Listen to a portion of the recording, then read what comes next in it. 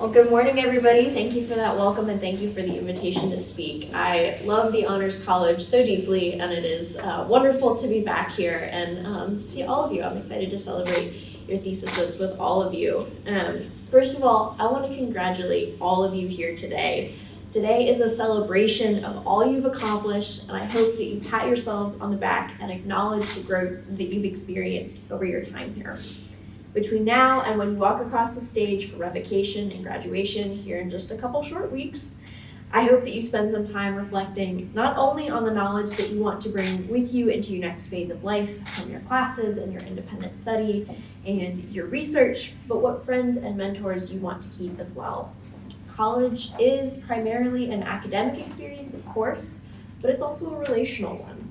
You've had friends and mentors and professors and advisors with you through this really challenging process. With some intentionality, those people can still be with you in the future. I take yoga classes with one of my old advisors.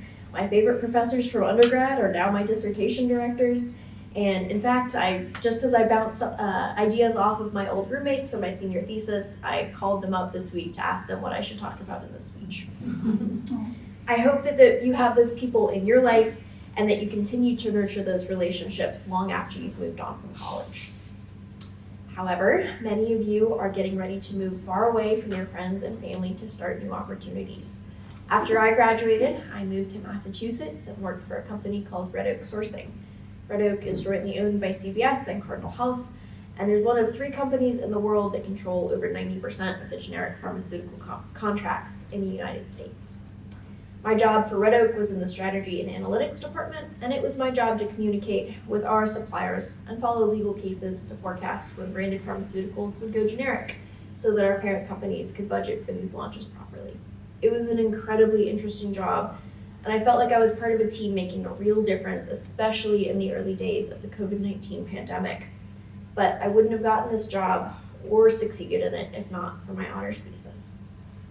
As we all know, the USC Honors College is among the best in the country, but when seeking a job in Massachusetts for personal reasons, I found myself competing against students from MIT and Harvard and dealing with HR departments who were less familiar with the rigor of the SCHC. The way that I got people's attention was with my thesis. Employers didn't particularly care about my policy recommendations for South Carolina higher education funding, which was my thesis, but they did care about my ability to show off the skills that I had learned. The quality of my writing and analysis set me apart from other applicants and got me in the door.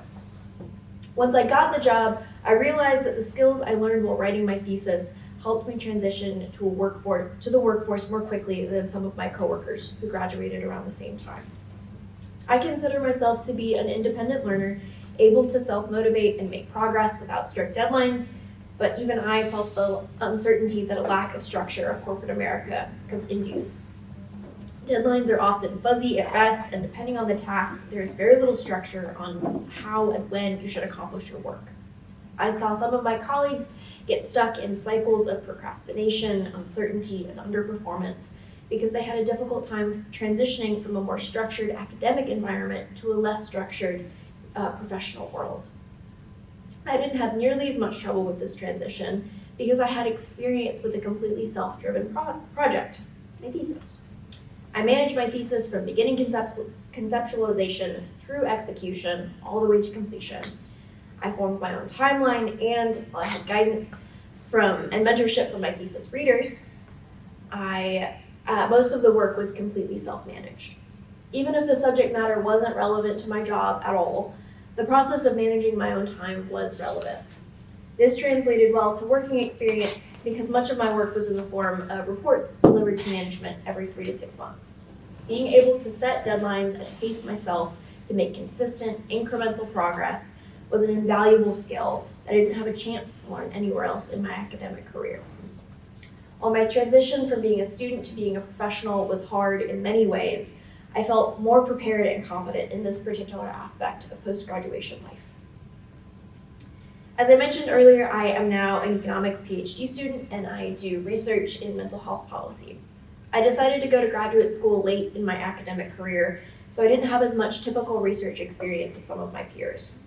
I was able to provide my thesis as a writing sample on my applications, and show my passion that really set me apart. I believe that made up for my lack of quote-unquote formal research experience. I came into graduate school with a finished project under my belt and a high level of comfort reading academic literature and research skills that I still use every day. Additionally, my thesis is available on Scholar Commons, and it still gets downloaded about a dozen times per month, even though it was published 4 years ago.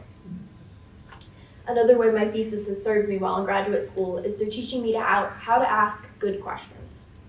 In my opinion, the hardest part of a PhD is learning how to ask good and relevant research questions. With such a deep well of prior research on seemingly every topic, it's hard to know what's been done, what people care about, and what answers are going to make a difference in the world. This is something I still struggle with, but every little bit of experience you can get in learning how to think through interesting and important questions helps. No matter if you're planning to join the workforce or go to graduate school after you graduate, I believe that you'll find the skills you gained by writing your thesis will be relevant to you.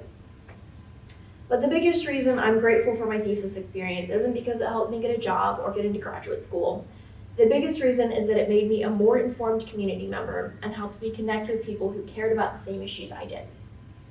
Choosing my thesis topic was the first time I got to pick a project that 100% aligned with my passions and interests.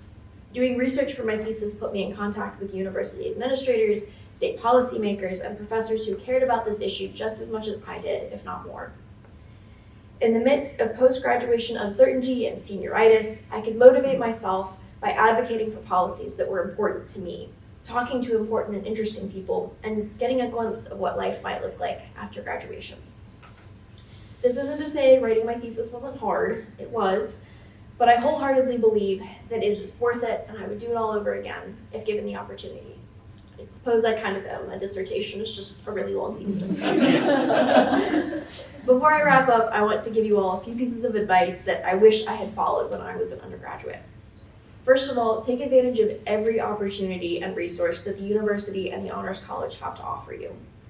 Never again in your life will you have access to so many resources that you can use to improve your mental and physical health, your professional readiness, and connectivity. Go to counseling, revamp your resume, try a new hobby you've always been curious about but never made time for. It's easy to forget that all of these resources exist or get comfortable in the routine that you've made for yourself over the past few years, but don't let yourself get complacent in your own personal growth. Even if graduation is right around the corner, there's still time to try something new. On the flip side, savor every moment of your last few weeks here. I don't regret the time I spent less time studying to have one more picnic lunch on the horseshoe with my friends. I don't regret running across campus in my pajamas my sophomore year to jump in the fountain when our women's basketball team made the Final Four. I don't regret the time I spent walking around campus by myself the spring of my senior year, admiring the trees in full bloom, reflecting on the highs and lows of my 4 years at the university, not knowing I would be back before long. I remember how scary and exciting this time in my life was, and I hope that you savor every moment of it. One of my favorite memories of my senior year was spontaneously trick-or-treating at the president's house, which at the time belonged to the Pastides. One of my roommates had a costume, but I and our other roommate did not, and we were planning on spending the evening on the couch doing work. Our costumed roommate ran into the room and told us we needed to find something to wear so that we could go trick-or-treating, and we decided to take the opportunity, our last opportunity, to go visit the president's house. My roommate, already in pajamas, threw on a robe, smudged some eyeshadow under her eyes, grabbed a coffee cup and a textbook, and went as an all-nighter. I put on a flannel shirt and grabbed a roll of paper towels and went as the brawny paper towel man. This was not my finest achievement. No one understood the costume, not even Dr. Pastides, even after I explained it to him, but I am so grateful that I took the chance and said yes. Those who know me know that I am not a spontaneous person, even a little bit, but my senior year, I pushed myself to say yes to as many things as possible, especially since all of you had your college experiences disrupted so thoroughly by COVID.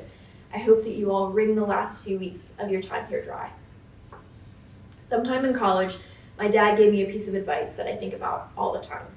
He told me that each new experience, every class you take, every person you meet, everything you try, is a dot in your story. And your job, especially as a young adult, is to collect as many dots as you can. It may not make sense how all the dots fit together, But someday you'll look back with a broader perspective and appreciate the picture that all those dots made in the grand scheme of your life.